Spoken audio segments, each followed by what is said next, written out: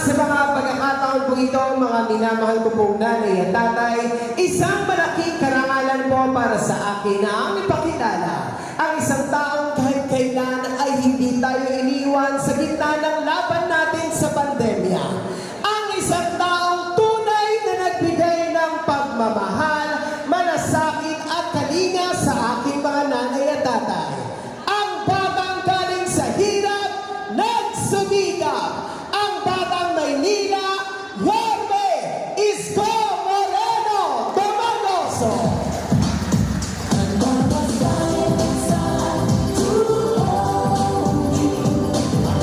Maupo po kayo. Hi! Hello! Gising na gising pa. Taas ka ang kamay, taas ka ang kamay. Inat! Mga buto-buto, galaw-galaw. Maraming salamat sa inyong lahat, mga nanay ko, mga tatay ko, mga lolo at lola ko. Maraming salamat sa pagtugon ninyo sa aming panyaya. Bagaman, alam ko meron kayong mga gawain sa bahay. Malamang mamayang tanghali, maraming titilapon na kaldero. Walang nagsaing sa bahay. Nakipag-chismisan kay Yorme. Pero, mga nanay ko, tatay ko, pumanatag naman kayo. Hindi namin kayo pauuwiin ng konsumido. Opo. Wala kayong maririnig na mga panira o masasakit na salita dito. Bakit? Alam naman ng taong bayan, pag maghahalalan, ang mga politiko, magkakaaway. Yung magkakapitbahay, kaaway din. Pagtapos ng halalan, yung mga politiko, bati-bati na. Yung magkakapitbahay, magkaaway pa rin. Opo. Kaya pumanatag kayo, mga minamahal kong lolo at lola, nanay at tatay. Basta ngayong araw na ito, good vibes lang tayo. Chill lang. Wala na masasakit na salita. Real talk lang tayo. Nay, tay, mga lolo at lola ko, kamusta kayo? Hindi salamat sa Diyos. Opo. Bagay na dapat natin ipagpasalamat sa Diyos. Bakit? Ilang taon pa lang ang nakakalipas. Lahat tayo, natatakot tayo, kasama kami, na baka tayo'y magutom, baka tayo'y mamatay sa impeksyon ng COVID-19. Sa sobrang pangamba at takot natin, kahit sa loob ng bahay, kinakabahan tayo. May umahatsing lang. Hatsing! Ay, may COVID. Ganon tayo nag-aalala. Kaya, bagay na dapat natin ipagpasalamat sa Diyos dahil ano't anuman ang hirap, takot, at pagsubok na pinagdaanan natin. At ano't anuman ang hirap at pagsubok na patuloy natin pinagdaraanan ngayon. Salamat sa Diyos, ito tayong lahat. Buhay tayong lahat ngayon dito sa Tutuban. Dahil habang buhay may naman. Nay, tay, matanong ko lang kayo. Bakit po ba kayo naghahanap ng ibang mayor kung meron namang mayor na nakaupo?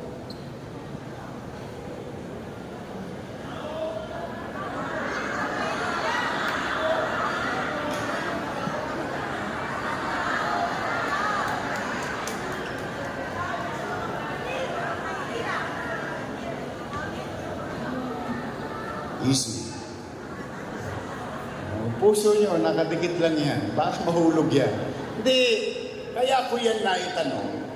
Siyempre, nangangamba din ako. Bakit? Dahil yung mga nangangupo, mga alaga ko po yan. Opo, for almost 20 years, inalagaan ko yung mga yan. Bakit? Bilang pagtanaw ng utang na loob kay Danny Lacuna. Alam niyo yan. Hindi ko yan kinupli. Hindi ko yan tinanggi. Tingnan po natin. Bilang pagtanaw ng utang na loob kay Boss Danny, inilagaan ko yung kanyang mga anak. For almost 20 years. O, tingnan po natin kung talaga bang nailagay sila sa ayos. Una, Philip Lacuna. Nakaupo? Nakaupo.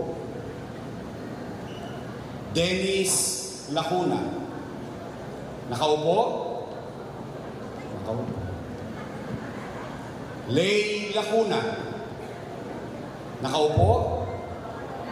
Nakaupo. Asawa ni ate. Nakaupo? Si ate. Ilan sila? Happy? Masaya ako. Masaya ako na yung hindi napagtagumpayan ni Boss Danny, sa tulong nating lahat, napagtagumpayan ng kanyang mga anak. Tanong, kung sila'y naging mabisa sa kanilang tungkulin o hindi, ay hindi naman ako para humusga. Taong bayan ang mag-host kanya. Tingnan po ninyo, bilang pagtanaw ng utang na loob, at tayo ito, hindi lang taga-Tondo, tayo bilang Pilipino, isa sa itinatamos ng ilong natin o ipinagmamalaki nating ugali sa buong mundo, tayong mga Pilipino ay marunong tumanaw ng at ang utang na loob ay walang katapusang bayaran. Tingnan po ninyo, bilang pagtanaw ng utang na loob, maghanap kayo kahit isa lang na dumagoso sa sitio. Wala. Bakit? Bilang pagtanaw ng utang na loob, isinantabi ko ang mga anak ko, inuna ko muna yung mga anak ni Boss Danny. Tanong, Yorme, tatanaw ka pa ba ng utang na loob? Sagot, opo. Bakit? Pilipino ko Ganun talaga tayo, mga Pilipino. No matter what, tatanaw at tatanaw tayo. Kaya lang meron lang akong pakiusap. Baka naman pwede sa ibang bagay na lang ako tumanaw ng utang na loob. Bakit? May utang na loob din naman ako sa taong bayan Kung wala ang Diyos at wala kayo, wala ako sa kinalalagyan ko ngayon. Ngayon, masama naman bang pakinggan ko yung panawagan ng taong bayan? Ay yung taong bayan ang sumisigaw na, bumalik ka na.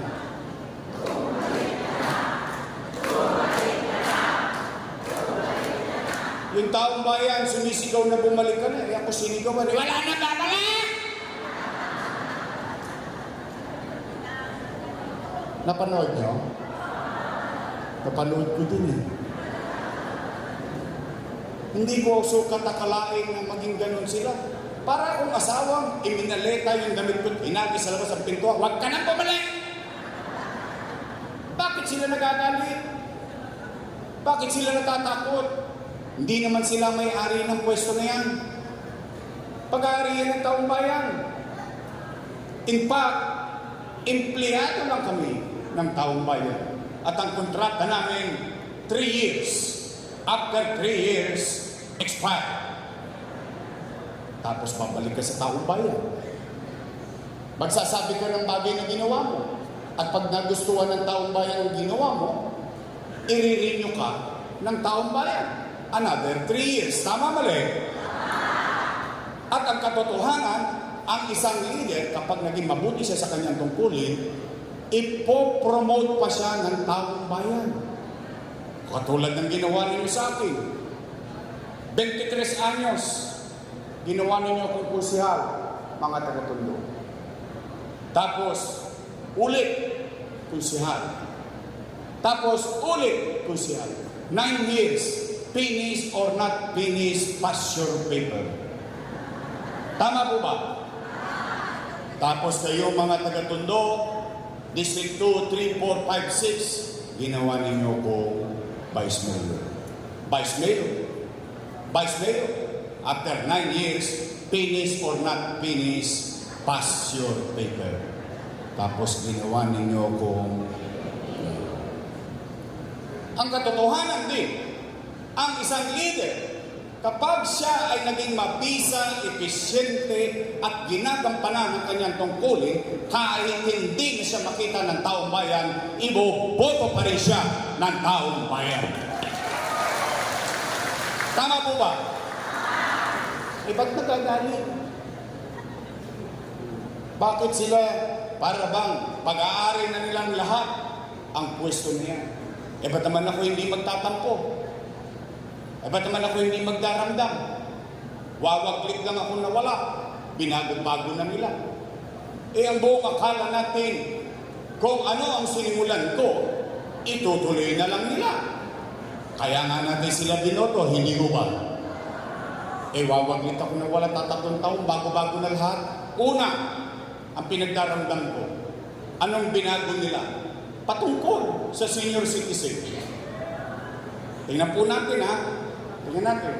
Nay, tay, mga lolo ko, mga lola ko, tingnan po ninyo. Totoo ba? Di ho ba, buwan-buwan, nagkaroon kayo ng pensyon? At ang bigayan, every quarter. Totoo ba, na kapag wala ka sa araw ng payout, forfeited na yung pension mo? Kita ninyo? Mali yun. Mali yun. Ayun, buhay na saksi. Hindi, mali yun. Tingnan natin, ha? Alalahanin lang natin. Alalahanin natin ang mga nangyari. Total, wala pa naman kayong Alzheimer's, no? Wala pa. Kasi yung iba dito, inabot pa si Mayor Lacson. Si Mayor Villegas. Oh, ayun. Kaya ko lang nabanggit yun, yung mga mayor na yun. Sa hinaba-haba ng panahon ng pamumuhay ninyo sa Maynila, for the first time, bumoto kayo ng batang mayor. First time. Kasi ang binoboto sa Maynila na mayor, laging konti na lang yung birthday. Totoo naman. Tama ho ba? Pero first time, bumoto kayo ng batang mayor. At yung batang mayor na yun, nakaisip ng programa para sa mayaman, para sa middle class, para sa mahirap, sa may sakit o wala, botante o hindi. Pantay-pantay lahat ng senior citizen may pensyon buwan-buwan sa lungsod ng Maynila. Tama po ba? First time. Okay.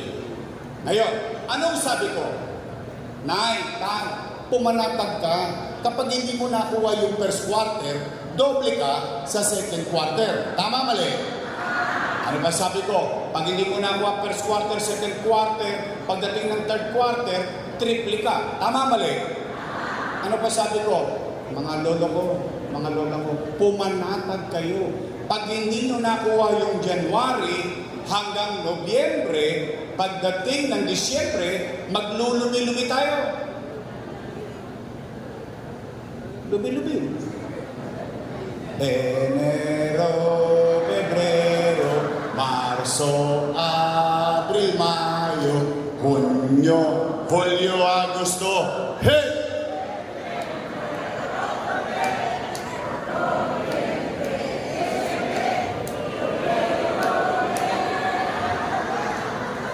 Excited kayo, ha? Hindi. Anong ibig sabihin? Panatag na panatag yung mga matatanda na kapag dating ng Disyembre, hindi niya nakuha ang buong taon, 6 na bulig ang matatanggap niya. Kung dalawa sila sa bahay, 12,000. Kung 3 na silang senior citizen, 18,000. Wala siyang pamampa. Eh ngayon, ano nangyayari sa mga matatanda natin sa Maynila? Araw-araw nangangamba, araw-araw natatakot. Bakit? Hindi naman niya alam kung kailan darating ang araw ng payout. Tama, mali? Alam mo naman ang mga matatanda, malalapot ang dugo niyan. Maaga na gigising yan. O, ano mangyayari pagkagising sa umaga? Saan niya pupunta? Chairman, balita. Nay, wala pa. Sawi. Uwi. Tulog. Gising ulit bukas. Saan naman pupunta yan? Uy, Chairman, ano na? Lo, wala pa. Mamalas-malas mo, yung matanda, tinawagan ng apo. Lola, Lola, pasyal ka naman dito sa Cavite. Namimiss ka na namin. Lola, Lolo, pasyal mo naman kami sa Bulacan. Namimiss ka namin. Yung pobreng matanda, apo tumawag, walang nagawa. Nagbakasyon. 2 days after, balik ng Moriones. Chairman, ay may update. Naku, Nay, nagkabigayan kahapon, wala ka.